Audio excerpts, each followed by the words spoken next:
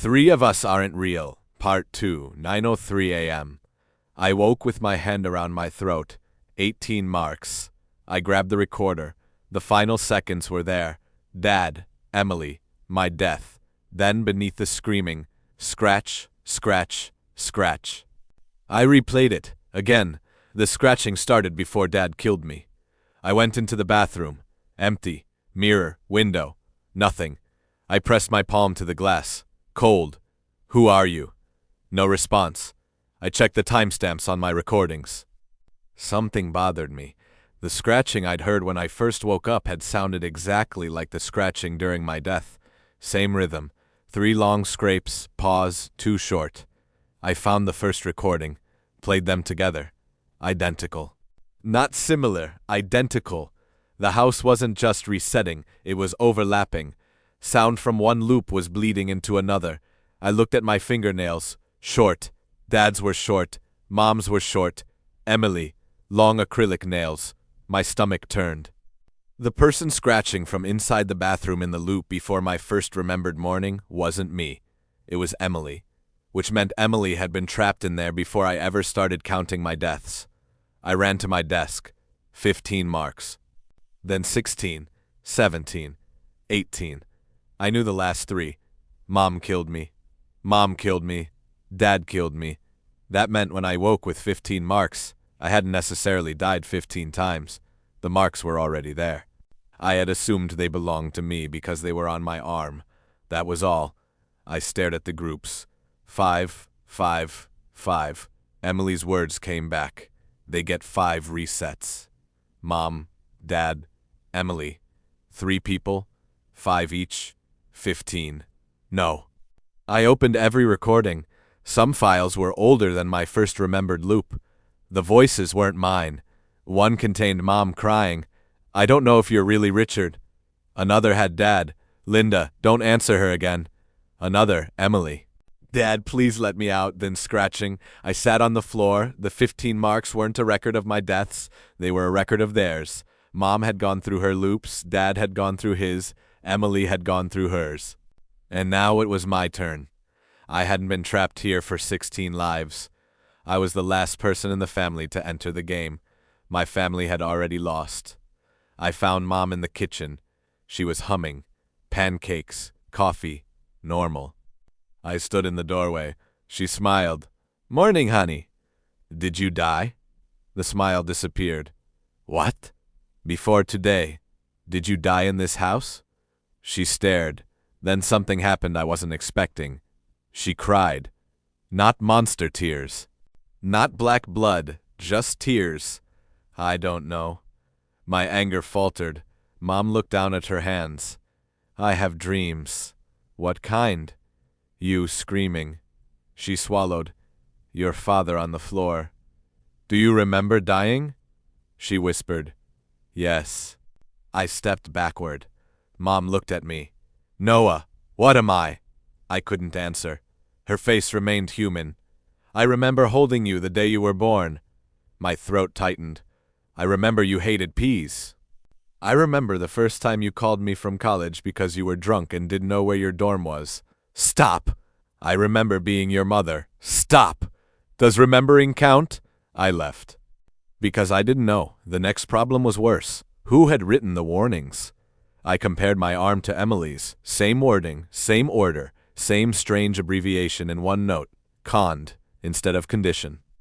2 people independently losing their memories wouldn't leave identical instructions. Unless the instructions weren't ours. I stared at the cuts on my arm. I remembered waking with blood beneath my fingernails. I'd assumed I'd carved myself. But there were no cuts on my right hand. No blade near the bed. No memory. The thing in the house hadn't hidden the game. It had explained the game, just badly enough to make us lose. 80% truth. 20% poison. I read the note again. Something in this house is pretending to be family. True. When it kills you, you start over. True. You won't remember. Mostly true. There is a limit. True. Don't trust anyone. Useful. Including yourself. Very useful. But nowhere did it say how the limit worked. Nowhere did it say the 15 marks weren't mine. Nowhere did it say the family members could remember being human. It wanted us suspicious. It wanted us testing each other. Maybe the rules weren't designed to help us survive. Maybe they were instructions for completing the replacement. My phone showed 10:41. I checked the oldest complete recording. Duration, 2 hours, 53 minutes, and 17 seconds. Another, 2:49. Another, 2:56. Every loop ended around noon. I looked at the clock, 9:03 to 12:03. 3 hours. I went downstairs. Mom looked up. Noah? My head hurts. I'm going back to bed. Do you want medicine? No. One response. Dad appeared in the living room. You okay? I ignored him. Second type. Emily stood at the top of the stairs. You want me to come with you? Yes. Third. I went into my room alone and locked the door. Then I waited. 10:50. Nothing. 11:15. Nothing. 11:47. Nothing. If they wanted to kill me, why weren't they trying? 11:56. Footsteps entered the hallway. 3 sets. They stopped outside my door. Mom, Dad, Emily. Nobody knocked. Nobody spoke. They simply waited. 12 o'clock. My heart hammered. 12:01. The bathroom mirror fogged. Let me out! 12:02. The scratching began. 12:02:30. The bedroom door handle turned. 12:02:45. Mom whispered, Noah? 12:02:50. Dad. Son? 12:02:55. Emily. Please. 12:02:59. The room went black. I died without anyone touching me. 9:03 a.m. 19 marks. I sat up. 3 hours. Rule 2. Not 3 hours to survive. 3 hours to escape. The family hadn't bothered me because they knew the clock would kill me for them. I wrote, never repeat the same response 3 times to Mom. Get out before 12:03. Unknown. 3. The number was everywhere. 3 responses, 3 hours, 3 family members replaced. There had to be a third condition. I went through the security system. The Carter house had 6 cameras Dad installed after a burglary 2 years earlier. The local storage survived resets. At 8:51, Mom walked from the hallway into the kitchen. At 8 hours, 51 minutes, and 12 seconds, Mom walked from the hallway into the kitchen again. 2 moms, same clothes, same face. The footage glitched before they crossed paths. Dad appeared in the backyard at 9:17, but I remember talking to Dad inside at 9:17. Emily appeared on the upstairs camera, then appeared again. Copies. But something else happened. Every time I entered frame and called one of them by family identity, Mom, Dad, Emily, the camera image distorted. I counted. First, Mom. Her reflection in the microwave lagged behind. Second, closer. Third, perfect synchronization. I checked Dad. Same. Emily. Same. My stomach dropped. Recognition. The copies needed recognition, not merely to look like us. To become us. I found an old recording from Dad. He was arguing with Mom. You're not Linda. Mom screamed, I am. You're not my wife. I remember our wedding. You're not Linda. Third denial. The recording ended with Dad screaming. Maybe denial counted too. Not the word yes, the act of defining them. Human, monster, mother, imposter. Every time we decided what they were, we strengthened the role. The safest answer wasn't, you're my mother, or you're not my mother. It was refusing to define them at all. I finally understood the cruelest line on the note. Don't trust anyone, including yourself. My judgment was part of the mechanism. At 10:36, I went to Emily's room. She was sitting on the floor. She didn't look surprised. You figured it out. Some of it. Am I dead? I didn't answer. She laughed weakly. Smart. You remember the bathroom? Her face drained. Yes. What happened? I woke up in there. When?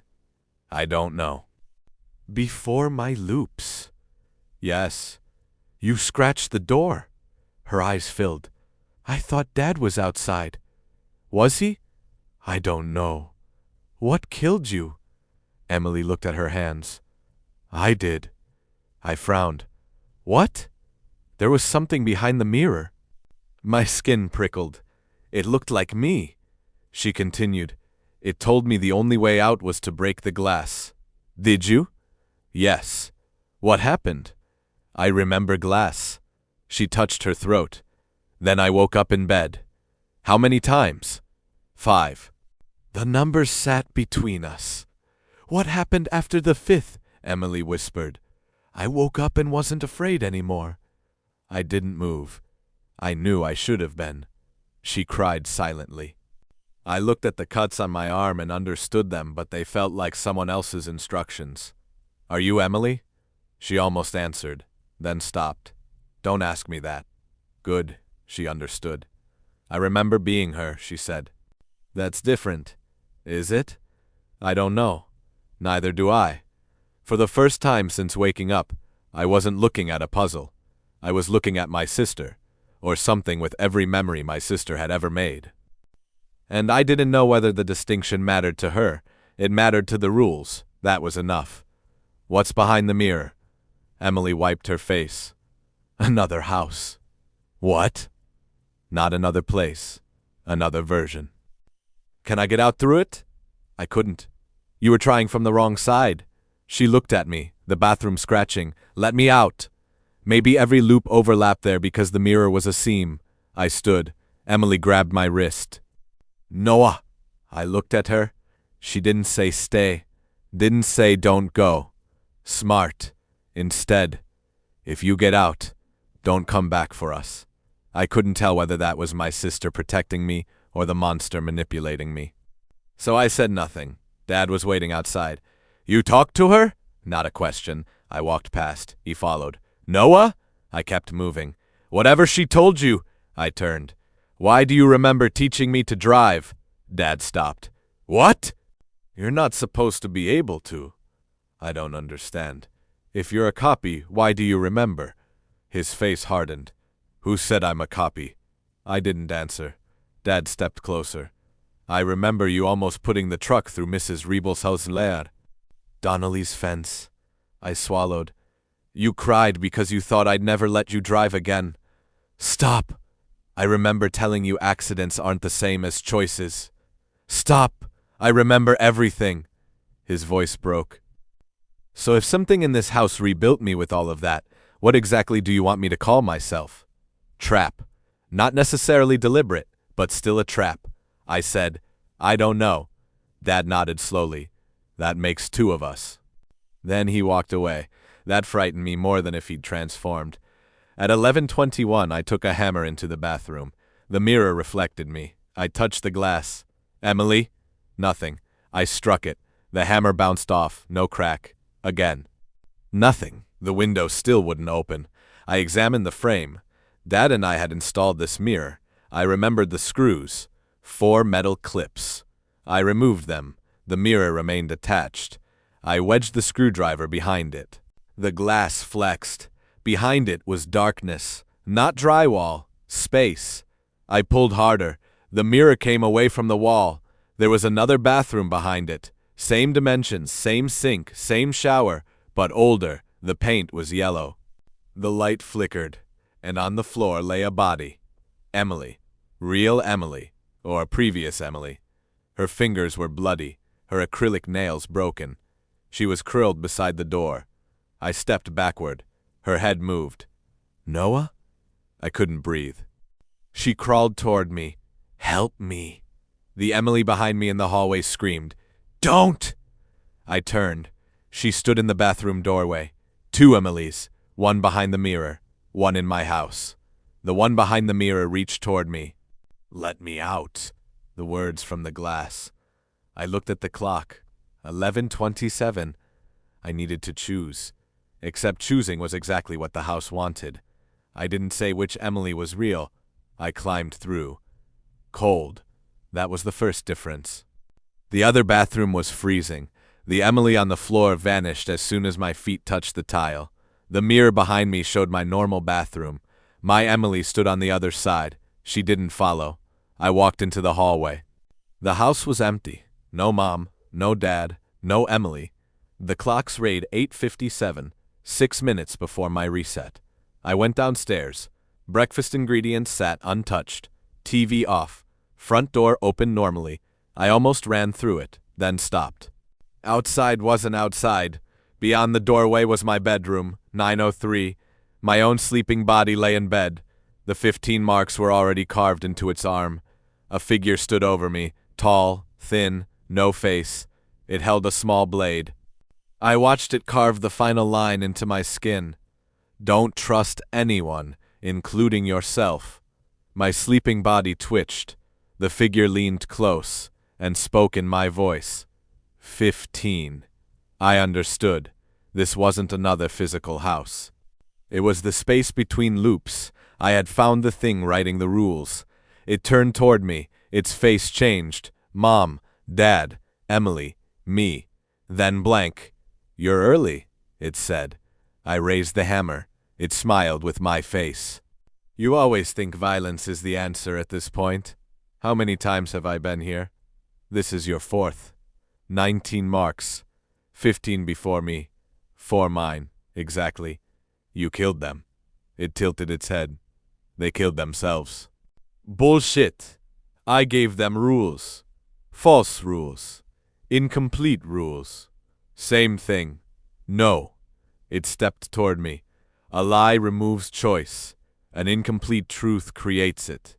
You're replacing us. I preserve what finishes. What does that mean? Your mother remembers loving you. My throat tightened. Your father remembers being proud of you. It took another step. Your sister remembers every secret you ever trusted her with. Stop. What would you prefer? Empty bodies? They're not them. Say it. I stopped. The thing smiled.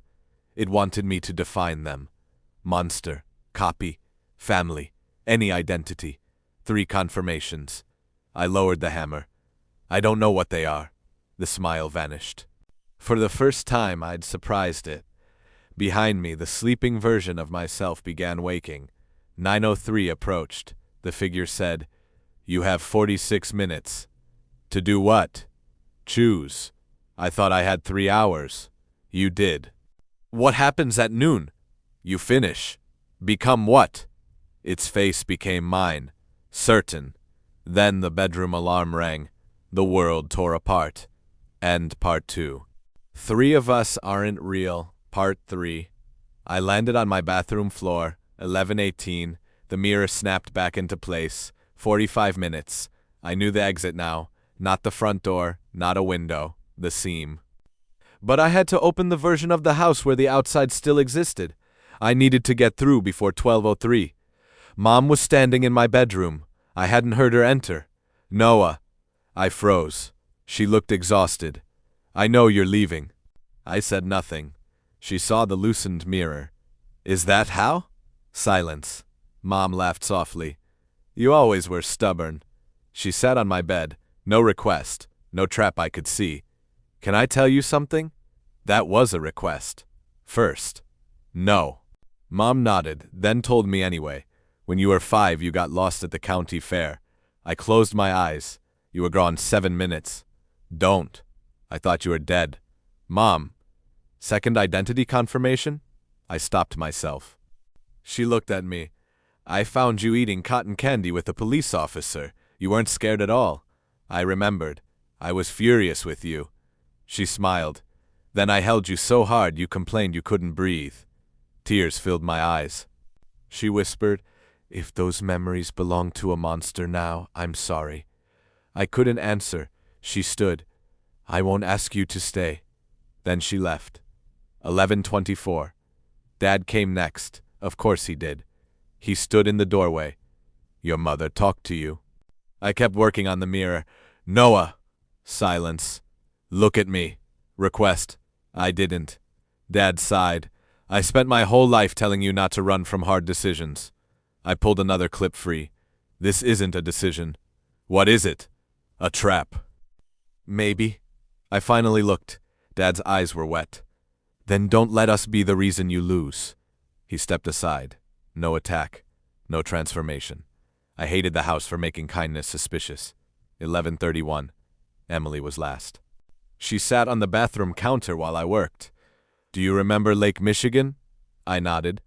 Dad thought the water was too cold. I smiled despite myself. You pushed him in. You helped. He chased us half a mile. Emily laughed. Exactly like Emily. 11:36. The mirror loosened. Cold air came through the seam. Emily stopped laughing. Noah. I looked at her. She whispered, "Tell me I'm still your sister." There it was. Request. Identity. Everything. My mouth opened. She cried. Please. I wanted to say yes. Not because I believed it. Because she needed it. Because maybe she was Emily. Maybe consciousness was nothing more than memory plus continuity, and the house had copied enough of her that the difference was philosophical cruelty. But the rules didn't care about philosophy. 11:38. Emily whispered, "Just once." I remembered the figure. Choose. Become certain. I said, "I remember who my sister was." Emily flinched. I continued, "She was annoying." A laugh escaped through her tears. "She stole my hoodies. You stole mine." She scratched my car and blamed Dad. That was never proven. She sat outside my dorm for 4 hours when I got dumped because I wouldn't answer my phone. Emily looked down. I swallowed. I remember her. Is that all? It has to be. She nodded. Okay. Then she climbed off the counter and helped me pull the mirror from the wall. 11:43. The second bathroom waited behind it. Empty this time. I climbed through. Emily didn't. I turned. She stood on the other side. "Come on!" She shook her head. "I can't." "Why?" I tried. "Try again." "Noah, try." She reached through. Her hand crossed the threshold for 1 second, then her fingers began turning black. She screamed and pulled back. The skin returned. The copies couldn't cross. That was the proof I'd been trying not to find. Emily stared at her hand. Oh. One tiny sound. More painful than screaming. I guess that answers that. No, she looked at me. Noah. It answers what the house did to you, not what you are. She smiled. That's a very Noah answer. I stepped toward her. She backed away. Go. I hated the word. Emily. Don't. She glanced at the clock. 11:46. Go. I turned. The mirror slid back between us. The second house was silent. I ran downstairs. The front door showed my bedroom again. My sleeping body. The faceless figure. This time I ignored it. Back door, living room, garage. Every exit led to another loop. There had to be a version where the house connected to reality. I remembered Emily. Bathroom window. In my house it wouldn't open. In this version, I ran upstairs. 11:49. The bathroom window moved 1 inch. Cold autumn air hit my face. Real air. Leaves. Street. Neighbor's house. I shoved harder. The window opened. Behind me, Noah? Mom. Impossible. I turned. Mom stood in the hallway. Then Dad. Then Emily. They shouldn't be able to cross. Maybe they hadn't. Maybe the house was projecting them. Mom. Stay. Request 1. No. Dad. Just listen to me. Request 2. I said nothing. Emily. Tell me I'm still your sister. Request 3. The exact trap. I climbed onto the sink. 11:52. Mom began crying. Noah, please. Dad said, You don't know what's outside. Emily, you don't know if you're even alive out there. Maybe true. I pushed the window higher. The figure appeared behind them. Blank face. It rested one hand on Emily's shoulder. She didn't react. They need you, it said. I ignored it. They exist because you remember them. I climbed halfway out. They stop when you leave. I froze. Mom looked terrified. Dad's jaw tightened. Emily whispered, Don't listen. The figure smiled. She understands. Shut up, it laughed. You finally spoke to me. 11:55. You want me to choose? Yes. Why? Because uncertainty cannot be copied. That was it. The whole mechanism. It could copy memory, bodies, voices, relationships, but identity required certainty. Someone had to say, "This is Mom. This is Dad. This is Emily." Or, "This is the monster." Definition completed the copy. The house fed on certainty. The rules had trained us to obsess over who was real until we destroyed ourselves proving it. I looked at Mom, Dad, Emily. "I don't know what you are." The figure's smile disappeared. Mom cried harder. I continued, "But I know what they meant to me." The walls shook. 11:57. The figure's face became mine. "You have 2 lives left. Maybe you'll come back. Maybe you'll wonder. Probably you'll never know whether you abandoned them." That hurt, because it was true. 11:58. Emily shouted, "Noah, go!" The figure grabbed her. She screamed. Dad tackled it. For a second, the suburban hallway became something impossible. Dad's body stretched. Mom's face flickered. Emily's hands became claws. All 3 copies losing shape, but they fought the thing anyway. Maybe because they were family. Maybe because they remembered being family. Maybe there was no difference that mattered anymore. Dad shouted, "Move!" I climbed through the window. 11:59. My foot caught. Something grabbed my ankle. The figure. Its face was Mom. Noah. Then Dad. Son. Then Emily. Please. Then me. "You're leaving 3 of us inside." I kicked. Its grip tightened. 12 o'clock. The window began closing. I grabbed the gutter, pulled. The figure whispered, "Call them family." "No." "Call them monsters." "No." "Choose." "No." "What are they?" I looked back. Mom, Dad, Emily. 3 distorted shapes held the faceless thing away from me. I said, "Not mine to define." The grip vanished. I fell. Grass hit my face. Real grass. Wet. Cold. I rolled onto my back. The Carter house stood above me. Normal. 2-story suburban home. White siding. Dark shutters. Bathroom window open. I laughed, then cried, then laughed again. My phone read, 12 hours, 2 minutes, and 41 seconds. 20 seconds. I crawled away. 12 hours, 2 minutes, and 50 seconds. The house lights came on. Every window. 12 hours, 2 minutes, and 55 seconds. 3 figures appeared behind the living room glass. Mom, Dad, Emily. 12 hours, 2 minutes, and 59 seconds. The front door opened. I expected them to run out. They didn't. 12:03. Every light went dark. The house became silent. My phone remained on. The world did not reset. For the first time that morning, 12:04 arrived. Then 12:05. I lay on the lawn until someone found me. The police didn't believe me. I wouldn't have believed me either. According to the county records, Linda Carter had been reported missing 11 days earlier. Richard Carter disappeared 4 days after her. Emily Carter disappeared 2 days after Richard. Noah Carter, me, had been reported missing the following morning. Our neighbors had seen lights in the house, cars in the driveway. Nothing unusual. Police had entered twice. The house had been empty. No blood, no bodies. No sign of forced entry. The bathroom mirror was attached normally to drywall. The window opened normally.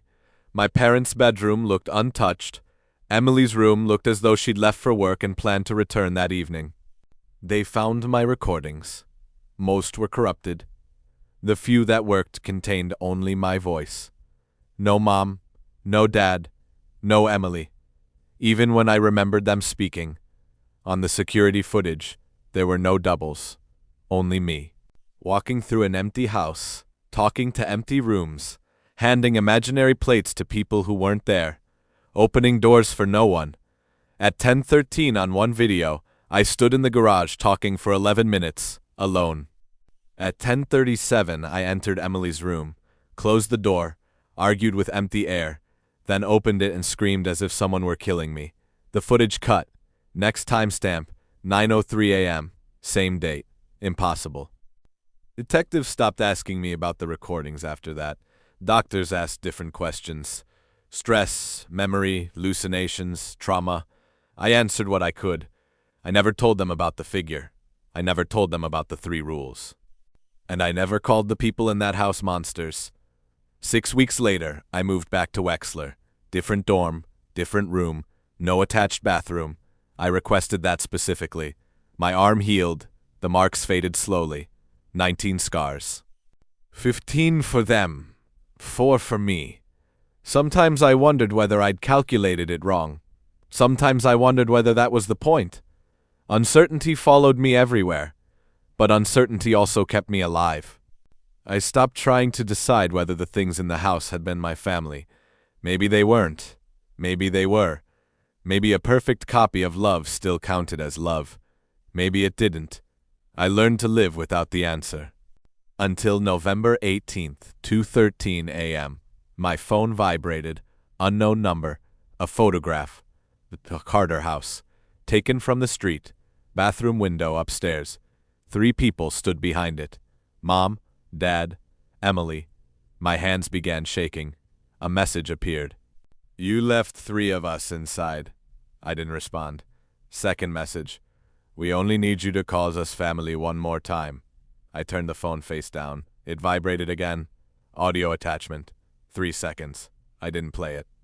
Then I heard the sound anyway, from the bathroom at the end of my dorm hallway. Scratch, scratch, scratch. I stood. Nobody else in the hall reacted. Scratch, scratch. The bathroom door moved. A woman's voice whispered from inside. Noah? Emily. My eyes filled. Noah, please. I didn't answer. The handle turned. You don't have to call me your sister. Silence. Just open the door. I looked down at my arm. The scars were gone. All 19. For 1 second, relief hit me. Then pain burned across my skin.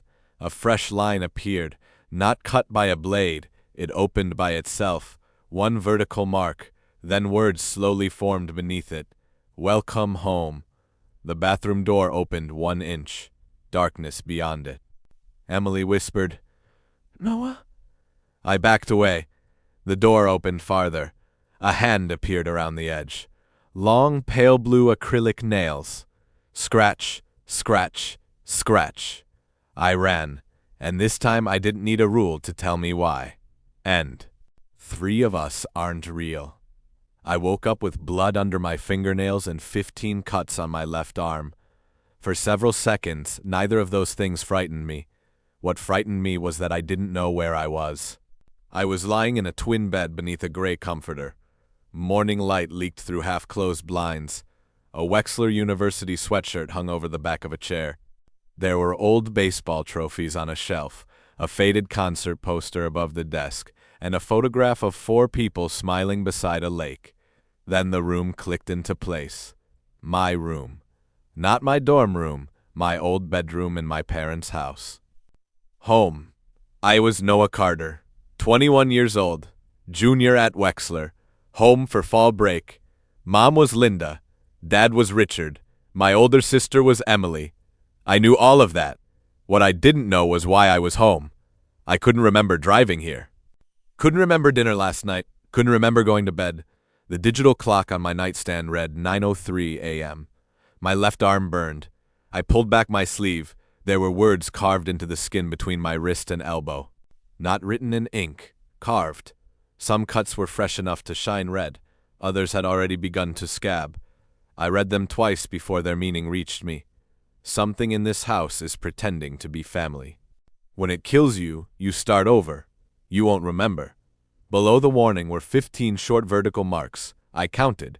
5, 5, 5, 15. What the hell? My voice sounded too loud. I touched the newest looking cut. Pain shot up my arm. Real. I swung my feet to the floor. Something crinkled beneath my heel. A folded sheet of notebook paper had been pushed partly under the bed. I picked it up. The handwriting was mine. At least I thought it was. Don't trust Mom. Don't trust Dad. Don't trust Emily. Don't trust anyone, including yourself. I stared at the last line. A second note was taped beneath my desk. Something in the house can look human. It cannot kill you whenever it wants. It needs conditions. Death resets the house. Your memory resets. Physical marks don't. There is a limit. Find the conditions before you run out of lives. At the bottom, written harder than the rest, if you think you understand, you probably don't. I sat on the floor. 15 marks. 15 deaths. I had apparently been trapped in this house long enough to die 15 times, and I couldn't remember one of them. I reached for my phone. No missed calls. No texts after yesterday afternoon. Battery 83%. Wi-Fi connected. No internet. I tried cellular. No signal. I opened my recent calls. Mom, Dad, Emily, Mom, 911, 911, 911. Every call showed the same duration, 0 o'clock. I tried emergency services again. The phone displayed calling, nothing happened. Then, scratch. I froze. Scratch, scratch. The sound came from my bathroom. My bedroom had a small attached bathroom that my dad and I had remodeled when I was 16. The door was 6 feet from where I sat. Scratch, scratch, scratch. Not an animal. It sounded like fingernails dragging slowly down wood. I looked at the notes. Nothing about the bathroom. The scratching stopped. 3 seconds later, bang! I jumped. Bang! Bang! The bathroom door shook in its frame. Then a woman's voice whispered from inside, "Help me." Every muscle in my body locked. The voice was faint, young. "Please." I backed toward the bedroom door. Something scraped the bathroom door again. "Let me out!" I grabbed the handle to my bedroom, then stopped. If I died 15 times, why hadn't I written, "Don't open the bathroom"? The notes were specific about Mom, Dad, Emily. Nothing about the things 6 feet from my bed. Maybe because I'd never checked. Or maybe because every time I'd checked, I'd died before I could write the warning. I found a pen. On the back of the notebook paper I wrote, 9:11 a.m. I'm about to open the bathroom. If this note ends here, do not open it next time. I put the note on my desk. Then I picked up a baseball bat from behind the closet door. The bathroom went silent. I approached. My hand hovered over the knob. "Hello?" No answer. I turned it. The door opened. Empty. Shower curtain open, toilet, sink, mirror. No woman, no monster, no blood. I checked behind the door. Nothing. The bathroom window was closed. I tried opening it. The latch moved. The window didn't. I pulled harder. Nothing. It wasn't painted shut. It wasn't locked. It simply refused to move. My breath fogged the mirror, except I wasn't standing close enough. A patch of condensation spread across the glass from the center outward. Letters appeared. L-E-T-T. Let me out. I stumbled backward. A second line appeared beneath it. Please. Then a handprint pressed against the fogged glass. From the other side, I raised the bat. The print disappeared. The condensation vanished. The mirror reflected only me. Pale face, messy dark hair, blood on my arm. From downstairs, my mother called, "Noah, breakfast." I nearly dropped the bat. Her voice was warm, normal, exactly the voice I'd known my entire life. "Noah?" I looked at the words on my arm. Something in this house is pretending to be family. Then at the family photograph in my bedroom. Mom, Dad, Emily, me. 3 suspects, and 15 chances already gone. "Coming," I said. The scratching started again behind me. I didn't turn around. My mother was making pancakes. That was the first thing that almost convinced me I'd lost my mind. Linda Carter had made pancakes on every birthday I'd had until I left for college. She made them too thick, burned the first batch every time, and always put blueberries in mine, even though I'd told her for 10 years that I preferred chocolate chips. The kitchen smelled like butter and coffee. Dad sat at the breakfast table watching a college football recap on the wall-mounted TV. He wore plaid pajama pants and an old Michigan State shirt. Normal. Mom stood at the stove. Normal. The clock above the refrigerator read 9:18. "Morning, Sleeping Beauty." Mom glanced over her shoulder. "You look terrible." I stared at her. She frowned. "What?" "Nothing. Did you sleep at all?"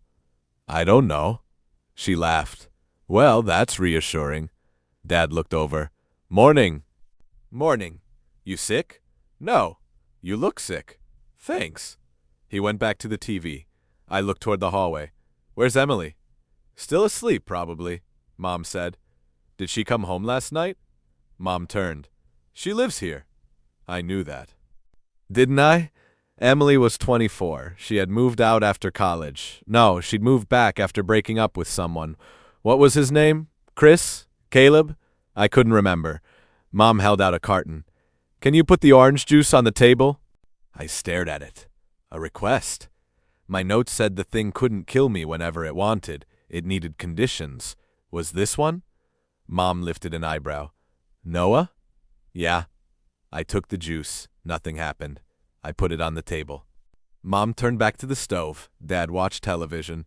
My heart kept pounding. Maybe Mom was Mom. Maybe the thing was Dad. Maybe Emily.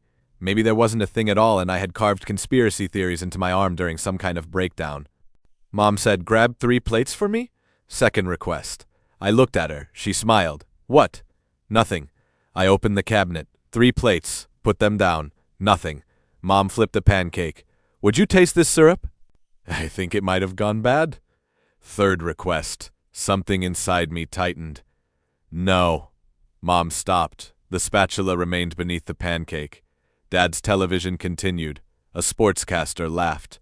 Mom slowly looked over her shoulder. What? I said no. For a moment her expression didn't change. Then she smiled. Okay. She tasted the syrup herself. I breathed again. Maybe I was inventing patterns. Mom turned off the burner. Can you take your dad his coffee? Fourth request. No. Dad glanced over. I can get my own coffee. Mom gave me a strange look. You sure you're okay? Yes. Could you at least move your backpack off that chair? No. Mom went still. The television sound vanished. Not lowered. Vanished. Dad froze with his mug halfway to his mouth. The refrigerator stopped humming. The kitchen clock stopped ticking. Mom's face changed. Not dramatically. That would have been easier. Her smile stayed exactly where it was. But her eyes became completely still. No tiny movements, no blinking, nothing. She whispered, You've always been such a helpful boy. Her mouth stretched. I stepped backward. Mom? Wrong thing to say. Her eyes disappeared. Not closed. Gone. Skin smoothed over both sockets as though she'd never had eyes. Her mouth opened farther. Farther. Farther. The spatula fell. I ran. I made it 3 steps. Something grabbed the back of my neck. There was pain. Then nothing. I woke up screaming. Gray comforter. Morning light. 9:03 a.m. I threw myself out of bed and hit the floor. My neck didn't hurt. My arm did. I pulled up my sleeve. 16 marks. I stared at the newest one. Fresh. A bead of blood ran from it. Oh my God. I remembered. Not everything, but enough. Mom, the kitchen, her face, my death. The reset hadn't erased the memory completely. Maybe because this time I'd expected it. Or maybe the notes were wrong. I grabbed my phone. There was a new audio file. REC_0907. 31 minutes. I didn't remember starting it. I pressed play. My own voice came through the speaker. My name is Noah Carter. If you're hearing this, you died again. I sat down. Recording Noah breathed shakily. I don't know how much I'll remember after reset, so I'm recording everything. Mom made 4 requests. I said yes to the first 2, no to the third, no to the fourth, no to the 5th. I frowned. That wasn't how I remembered it. In my memory, I'd refused 3 in a row at the end. Recording Noah continued. Something changed after the 3rd refusal. Maybe refusal is the trigger. Testing next loop if I can. The recording ended with my own scream. I almost dropped the phone. I wrote, yes, yes, no, no, no equals death. I needed another test. The thought made me nauseous. Testing meant risking death.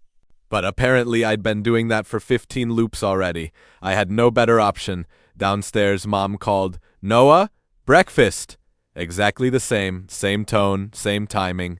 I checked the clock, 9:16. I turned on the recorder. My name is Noah Carter, loop 17, testing Mom. I went downstairs. Everything repeated. Pancakes, Dad, football, Mom, Orange juice. This time, when Mom asked me to put it on the table, I said no. She shrugged. Second request. Grab 3 plates? No. Third. Taste the syrup? No. Silence. The refrigerator stopped. The clock stopped. Mom smiled. You don't have to be rude. Her face opened. Death came faster. 9:03. 17 marks. I lay still for almost a minute. Then I laughed. Not because anything was funny. Because I had just proven something. 3 yeses? I hadn't tested that. 3 no's killed me. Maybe the condition wasn't refusal. Maybe it was repetition. I listened to both recordings. First loop, yes, yes, no, no, no, death. Second, no, no, no, death. 3 identical responses. That was the common factor. I wrote, never answer 3 requests the same way in a row. Need test. At breakfast, Mom asked, orange juice? Yes. Plates? I stared at her and said nothing. She waited. Noah? I kept silent. Eventually, she got them herself. Taste the syrup? No. Mom stopped. I gripped the edge of the counter. 1 second. 2. 3. She smiled. Fine. More for me. The refrigerator kept humming. The clock kept ticking. I almost laughed with relief. Mom made another request. Tell Emily breakfast is ready? Yes. Then, hand me that towel. Silence. Then, sit down and eat before it gets cold. No. Again, yes. Silence. No. Mom remained normal. For the next 20 minutes, I rotated responses. Yes. Ignore. No. Sometimes I changed the order. No. Yes. Ignore. Mom never transformed. At 9:42, she put her hand on my shoulder. I nearly hit her. You're acting strange. So are you. Her face showed genuine hurt. What does that mean? I didn't answer. Because I had no idea whether the woman touching me was my mother, and the worst part was that some part of me still wanted her to be. Dad found me in the garage at 9:51. I was trying the side door. Unlocked. Wouldn't open. The deadbolt turned normally. The knob turned. The door remained fixed to the frame as if the wall had grown around it. I tried the garage door opener. Motor hummed. Door didn't move. Dad stood behind me. You've figured out your mother, haven't you? I turned. He wasn't smiling. What? Dad closed the door from the kitchen. Keep your voice down. My hand tightened around the screwdriver I'd been using to pry the side door. Dad noticed. He slowly raised both hands. I'm not going to hurt you. That's exactly what something trying to look like Dad would say. His face tightened. Then he pulled up his sleeve. There were marks on his forearm. My breath stopped. What are those? You know what they are. How many? Dad lowered his arm. Enough. Show me. Noah. Show me. He did. The marks were older than mine. Some faded, some overlapping. I couldn't count them quickly. Dad whispered, That's not your mother anymore. I stared at him. How do you know? Because I watched her die. The garage seemed to shrink. When? I don't know. What do you mean you don't know? Same reason you don't. He nodded at my arm. The house takes memory. You know about the resets? Dad gave a tired laugh. I know enough to be terrified every time I wake up. Why didn't you tell me? I have. When? Before. My stomach dropped. Dad stepped closer. Every time we think we've solved it, something changes. Mom has a rule. I know. 3 identical responses. Dad frowned. What? If you answer 3 requests the same way, she can kill you. He looked genuinely surprised. That isn't what she did to me. What did she do? I don't remember. Convenient. I stepped away. Dad saw the suspicion. Good. What? Don't trust me. I stared. Don't trust anybody. That's the only smart thing you've done so far. My phone buzzed. No signal. Yet an incoming call appeared. 911. Dad saw the screen. Don't answer. I did. My own voice whispered through the speaker. Don't trust Dad. The call ended. Dad said, "What was that?" I looked at him.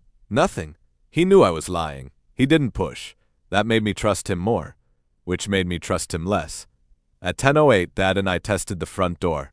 Nothing. Back door. Nothing. Every ground floor window. Nothing. We took a dining chair and smashed it into the living room window. The chair broke. The glass didn't crack. Dad stared at it. Every time. "You've done this before?" "I think so." "You think?" He rubbed his forehead. "I remember pieces." "What pieces?" "Fire." My chest tightened. "Fire?" "Maybe." He shook his head. "Or another loop."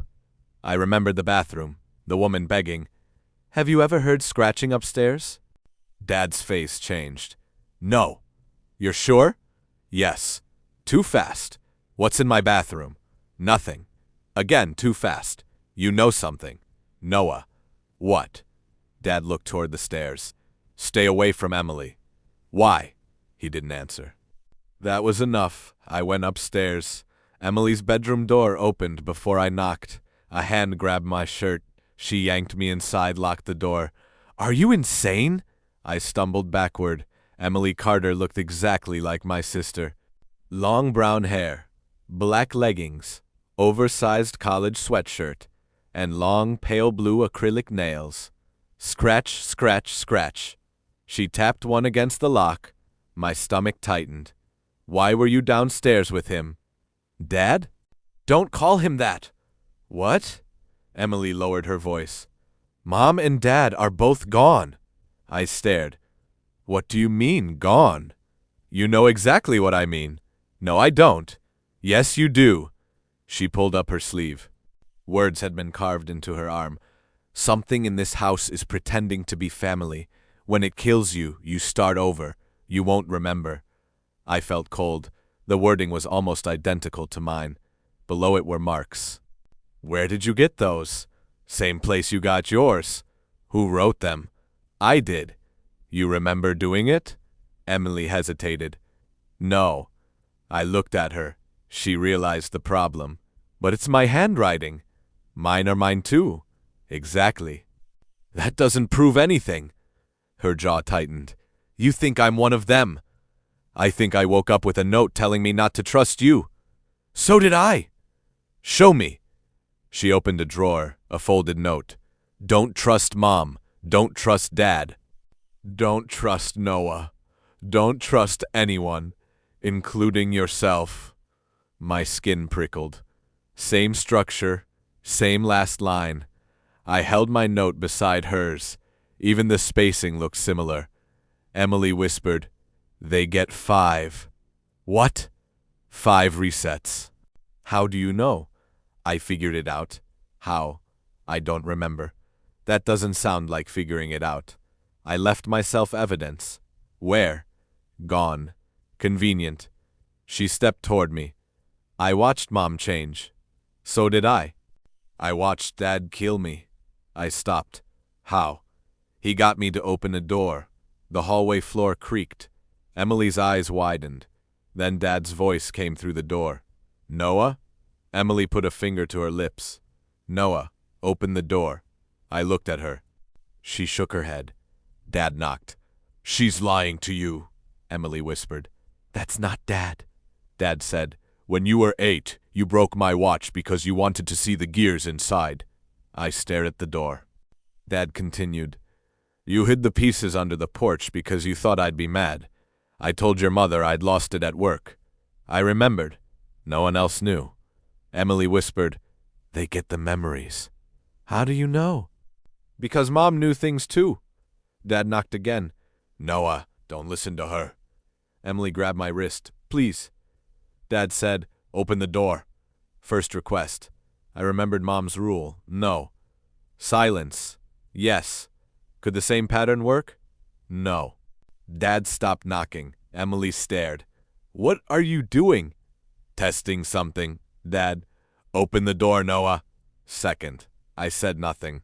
Dad waited. Then, "Son, open the door." Third. No. Silence. The next response had to be yes. I unlocked it. Emily grabbed my arm. "No." I opened the door. Dad stood there. For half a second, nothing happened. Then his face collapsed inward. His eyes sank into black pits. His jaw shifted sideways with a wet crack. His fingers lengthened. I tried to close the door. Too late. Dad's hand caught my throat. Emily screamed. The last thing I heard before everything went dark was, "Scratch, scratch, scratch," and my own voice gasping, "Bathroom." End part 1.